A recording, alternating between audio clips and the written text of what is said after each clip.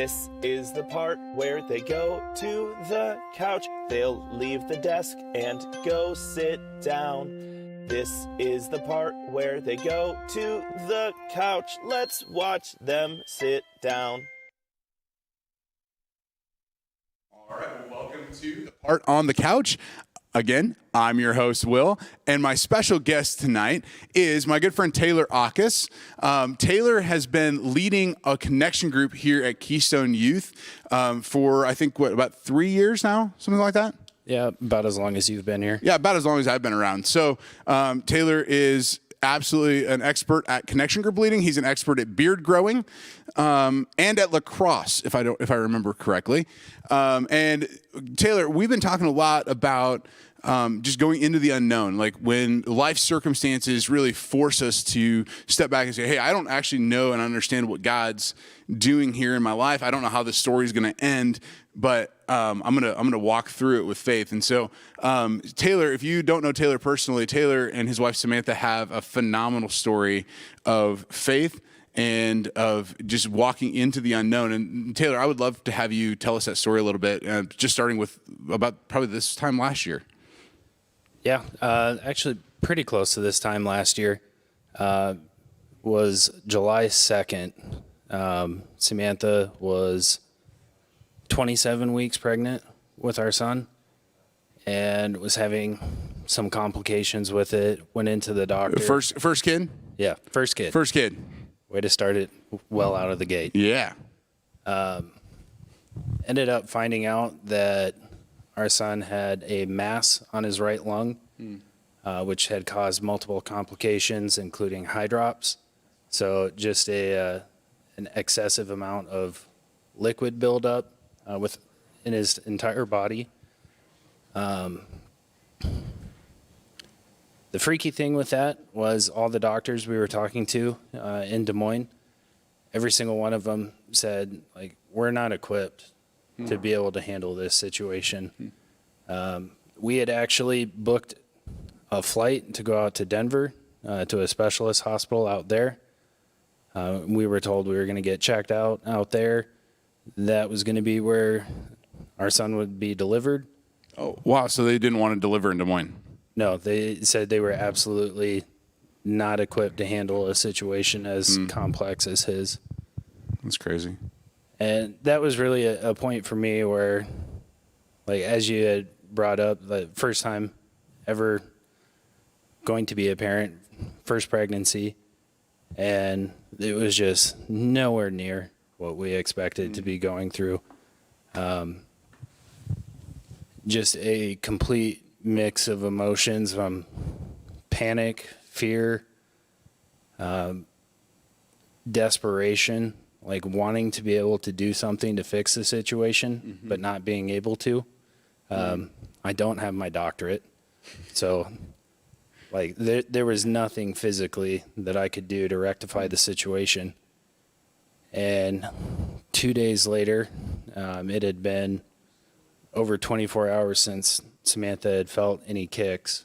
So we decided we were already on edge and a little paranoid. So we went in, just make sure we could get a heartbeat, make sure everything was still fine. Because it was that Sunday that we were flying out to Denver. And I remember being in the triage room, hearing his heartbeat come up on the screen and just feeling relief. And then next thing we know, there is just a small army of doctors and nurses in the room. Oh my goodness. Having us sign forms, talking about delivering him right then and there. And When were you guys due? When were you supposed to have the baby? his due date was September 29th, And this was when? July 4th. Oh my goodness. So that was 13 weeks ahead of schedule. Wow. And in that triage room, like I had a full on panic attack.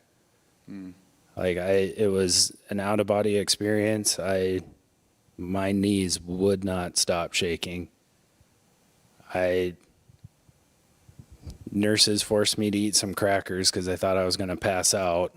Like I did not look good.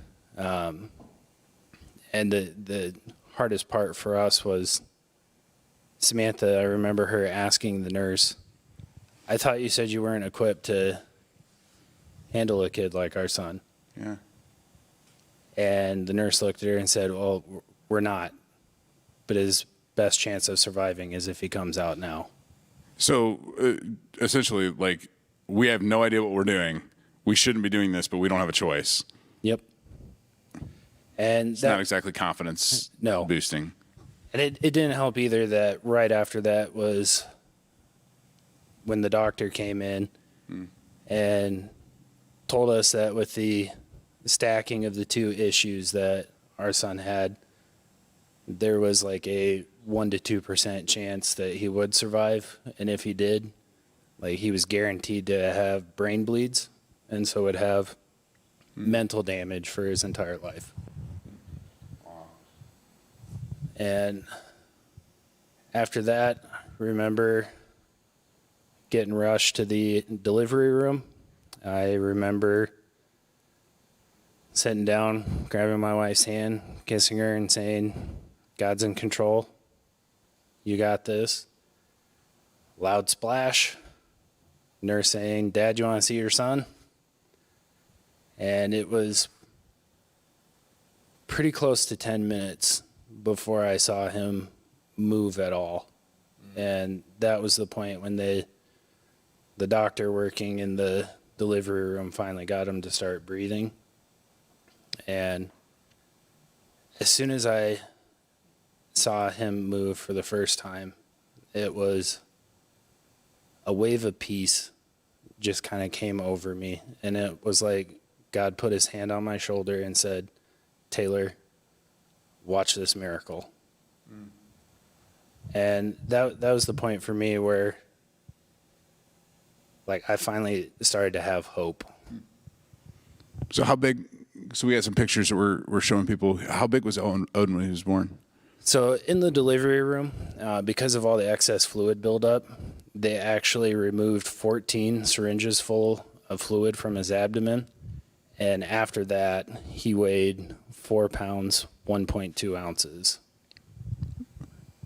So 4 pounds, and how much of that was still just fluid and like stuff that shouldn't have even been there? Probably close to 2 pounds of that. So really, I mean, his actual like body, he's a 2 pound baby, really. Yeah. That's so crazy.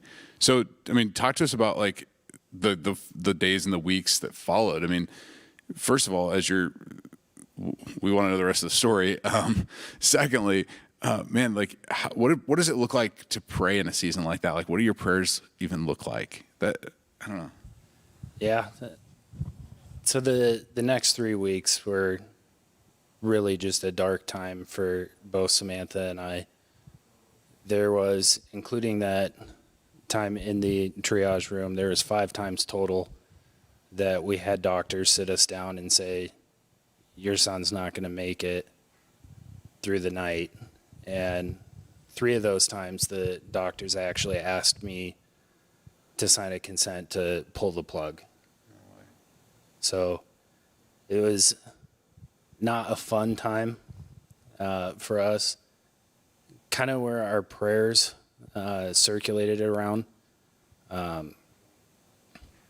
was praying for a lot of comfort. And what I mean by that is I did a Bible study, and like the actual Greek word for comfort means together strength. And all my prayers, which were just completely and utterly desperate prayers of absolute begging, were just, God, give me strength to be strength for my wife, to be strength for the rest of my family, and just praying constantly, like, God, do what the doctors say can't happen. Yeah. So tell us the rest of the story. Like, we want to know, what did God do? So at about the 19 to 20 day mark, we finally got a doctor on rotation who said, you know what, we're just going to let it ride, and I'll be honest with you, like I've been reading the reports, and like your son hasn't told us that he's throwing in the towel yet. So we're just gonna kind of see how this goes. And at about the 21-day mark, he had made just a bunch of progress out of nowhere and was showing better vital signs, and it seemed like it happened so fast, but the doctor told us there was actually some time in between it. But he ended up getting transferred to the University of Iowa Children's Hospital, and within 3 days of being there, had the surgery that removed the mass from his lungs. And about 3-4 days after the mass had been removed, his high drops resolved. And then he just got to a point where they worked on weaning him off the ventilator, getting him off oxygen, to the point where we were able to transfer back to Blank so I could go back to work and we could be closer to our church family and everything like that. Grand total, he spent 107 days in the NICU. That's crazy. And and he's home? Yep. When did he come home? It was October 28th. October 28th. So July 4th, he was born. Independence Day, baby. Go America. Yep. And then the end of October, he came home. And I think we have some updated pictures. Yeah, there we go. We got some updated pictures of him. How's Odin doing now? Now, if you see from the picture that's up right now, he is, he's got my attitude. But medical stuff aside, Samantha and I are just absolutely floored at like how easy going of a baby he is. Like it doesn't take much to get him to smile, and like he's to the point where he's starting to babble, learning how to roll over, driving, all the important things babies do. High expectations in the Akas household, ladies and gentlemen. Yeah, his grandpa's already talking about what type of tractor he's going to drive first. That's awesome. So tell me just in the last like 2 minutes or the couple minutes that we have here, like just a little bit about like, man, what did you learn through all of this? I mean, how did this whole experience shape and change maybe the way that you view faith and the way that you view God? I mean, did it stretch or expand your view of God and of your faith? Oh, it expanded it so much. For me, like you read the Bible and you hear of all these miracles that Jesus did, all these miracles that God did, and it's very easy to be like, well, that's Old Testament. New Testament, God doesn't do that anymore. And to be able to be on the front lines and witness something where we had multiple doctors actually use the word miracle in describing Odin. Like I got a front row ticket to a current miracle, and that completely expanded my view of God. And it taught me a lot too from like a prayer life standpoint of like there is so much power in prayer. And like the support we had from our Keystone family, the amount of people that were praying for him. He had a Facebook prayer page. The amount of people who would comment on that and say, hey, we're praying, like it humbled me because these people were still going strong, praying 2 months into it. Wow, that's awesome. Man, I think one of the reasons that we want to tell these stories like Taylor's and others is that we're talking about going into the unknown, and man, you guys went into that in a way that and I get to kind of be just along for the ride with and just kind of see that from a little bit of a distance and a safe social distance, right?